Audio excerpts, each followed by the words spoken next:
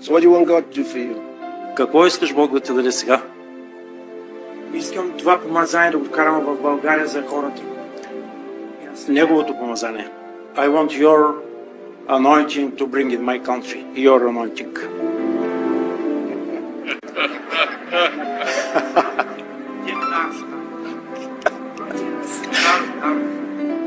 And also your gifts. You see, he's still trying to adjust.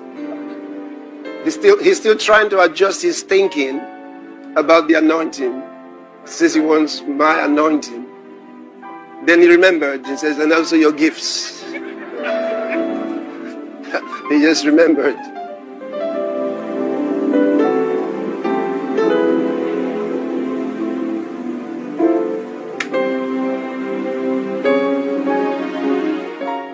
You don't need another anointing.